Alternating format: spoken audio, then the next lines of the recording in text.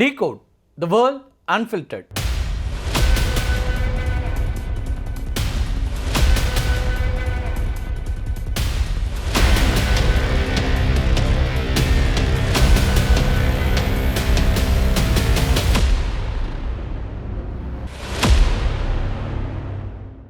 America மற்றும் Iran இடையிலான அமைதி பேச்சுவார்த்தை தற்போது மிக முக்கியமான கட்டத்தை எட்டியிருக்கிறது. கடந்த சில நாட்களாக நிலவி வரக்கூடிய பதற்றமான சூழல் இருக்கு இல்லையா, அந்த சூழலுக்கு இடையில் மீண்டும் பேச்சுவார்த்தை தொடங்குவதற்கான முயற்சிகள் அப்படிங்கிறது தீவிரமடைஞ்சிருக்கு.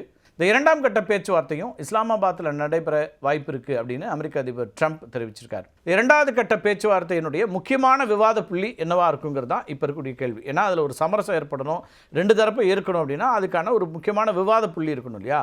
அது என்ன அப்படிங்கிற கேள்விக்கு ஈரான் தன்னுடைய அணுசக்தி திட்டத்தை 20 ஆண்டுகளுக்கு நிறுத்தி வைக்க வேண்டும் அப்படிங்கிற ஒரு கோரிக்கையை அமெரிக்கா வைக்குது. ஆனால் ஈரான் 5 ஆண்டுகள் மட்டுமே நிறுத்தி வைக்கிறதுக்கு சம்மதம் சொல்கிறாங்க. இதில் ஒரு நடுநிலையான முடிவை எட்டுறது அப்படிங்கிறதுக்கான முயற்சிகள் தொடர்ச்சியாக நடக்குது.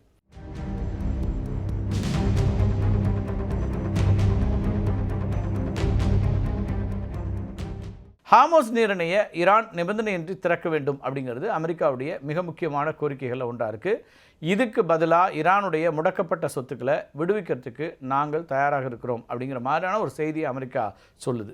லெபனான் மற்றும் இஸ்ரேல் இடையிலான நேரடி பேச்சுவார்த்தை ஈரானுடனான இரண்டாம் கட்ட பேச்சுவார்த்தைக்கு சாதகமான ஒரு சூழலை ஏற்படுத்தியிருக்குன்னே சொல்லலாம். ஈரானிய தரப்பு ஒரு முக்கியமான கோரிக்கையை முன்வைக்குது.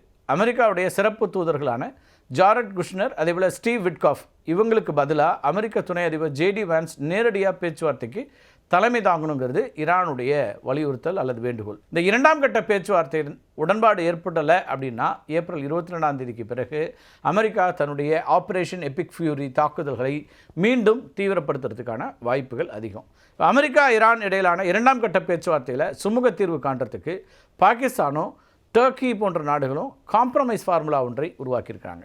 அதில் ஈரான் தன்னுடைய அணுசக்தி திட்டத்தை முழுமையாக கைவிட தேவையில்லை. ஆனால் அதுக்கு பதிலாக அடுத்த 5 ஆண்டுகளுக்கு 60%, அது மட்டும் இல்லாமல் அதுக்கு மேலான யுரேனியம் செறிவூட்டலை நிறுத்தி வச்சா போதும் அப்படின்றது தான் அவங்க வைக்கக்கூடிய இந்த காம்ப்ரமைஸ் ஃபார்முலா. இதுக்கு பதிலாக ஈரானுடைய முடக்கப்பட்ட சொத்துக்களில் ஒரு பகுதியை அமெரிக்கா விடுவிக்கணும். இடைக்கால திட்டத்தின் ஒரு பகுதியாக ஹார்முஸ் நீரிணையின் பதற்றத்தை குறைக்கிறதுக்கு சில பரிந்துரைகள் முன்வைக்கப்பட்டிருக்கின்றன. ஈரான் தன்னுடைய போக்குவரத்து வரி கோரிக்கையை தற்காலிகமாக நிறுத்தி வைக்கணும் அப்படிங்கிறது ஒன்று. பதில் நடவடிக்கையாக அமெரிக்கா கடற்படை முற்றுகையை தளர்த்திட்டு வணிக கப்பல்கள் தடையில்லாமல் செல்வதற்கு அனுமதிக்க வேண்டும் அப்படிங்கிற ஒரு விஷயமும் முன்வைக்கப்படுது. இந்த பரிந்துரைகள் 2 தரப்பிற்கும் சாதகமாக அமையும் அப்படின்னு பாகிஸ்தானும் டர்க்கியும் சொல்கிறாங்க. அமெரிக்காவுக்கு ஈரான் அணு ஆயுதம் பெறுவதை தற்காலிகமாக தடுத்த திருப்தி கிடைக்கும் அப்படின்னும், ஈரானுக்கு பொருளாதார முடக்கத்திலேருந்து உடனடியாக ஒரு நிவாரணம் கிடைக்கும் அப்படின்னும் பாகிஸ்தானும் டர்க்கியும் அவங்க நம்புகிறாங்க. ஆனாலும் இரண்டாவது கட்ட பேச்சுவார்த்தை இருக்கு இல்லையா, அதில் நம்பிக்கை இல்லாமை, ட்ரஸ்ட் டெஃபிசிட் அப்படின்னு ஒன்று இருக்குது. அது ஒரு மிகப்பெரிய தடையாக இருக்கும் அப்படின்னு அரசியல் நோக்கர்கள்லாம் எச்சரிக்கிறாங்க. குறிப்பாக இஸ்ரேலுடைய பாதுகாப்பு குறித்த கவலைகளுக்கு அமெரிக்கா முக்கியத்துவம் கொடுக்கறதும் ஈரானுடைய பதிலடி தாக்குதல்களும் இந்த இடைக்கால திட்டத்தை சிதைக்கக்கூடும் அப்படிங்கிற ஒரு அச்சமும் இருக்குது அவங்களுக்கு.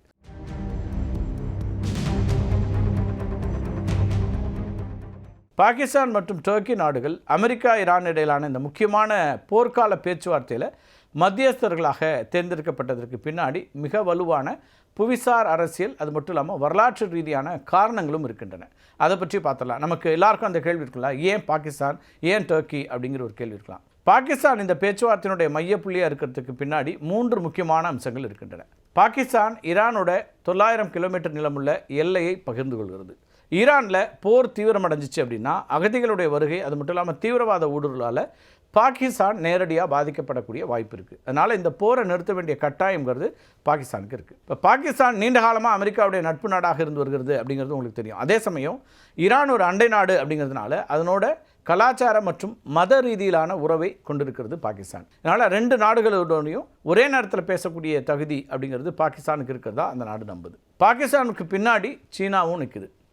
அமெரிக்கா மற்றும் ஈரான் ஆகிய 2மே சீனாவுடைய பொருளாதார நலன்களுக்கு முக்கியமானவை அப்படிங்கிறதுனால சீனா என்ன பண்ணுதுன்னா பாகிஸ்தானை சிறந்த மத்தியஸ்தராக பயன்படுத்த பார்க்குது. டர்க்கியை பொறுத்த வரைக்கும் இந்த பேச்சுவார்த்தையில் ஒரு சமநிலைப்படுத்தும் சக்தியாக செயல்படக்கூடிய ஒரு நாடாக இருக்குது. டர்க்கி அமெரிக்கா தலைமையிலான நேட்டோ அமைப்பில் உறுப்பினராக இருக்கக்கூடிய ஒரு நாடு.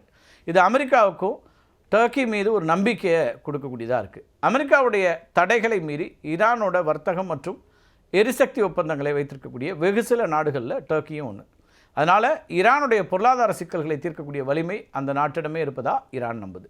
சவுதி அரேபியா மற்றும் இஸ்ரேல் போன்ற நாடுகளோட டர்க்கி கொண்டிருக்கக்கூடிய இந்த உறவு இருக்கு இல்லையா, அது இந்த போரை பிராந்திய மோதலாக மாற்றாமல் தடுக்கிறதுக்கு உதவும் அப்படின்னு அமெரிக்கா நம்புது. பாகிஸ்தானும் டர்க்கியும் முன்வைத்திருக்கக்கூடிய இடைக்கால ஏற்பாட்டை ஈரான் ஏற்றுக்கொள்ளுமா அப்படிங்கிற ஒரு கேள்வி இருக்குது. ஈரான் எப்போவுமே தன்னுடைய அணுசக்தி திட்டத்தை தேசிய பெருமையாக கருதக்கூடிய ஒரு நாடு. டர்க்கி மற்றும் பாகிஸ்தான் ஆகிய ரெண்டுமே ஈரானுடைய அணுசக்தி மையங்கள் மேலே இஸ்ரேல் நேரடி தாக்குதல் நடத்துறதை கடுமையாக எதிர்த்து வர்றாங்க.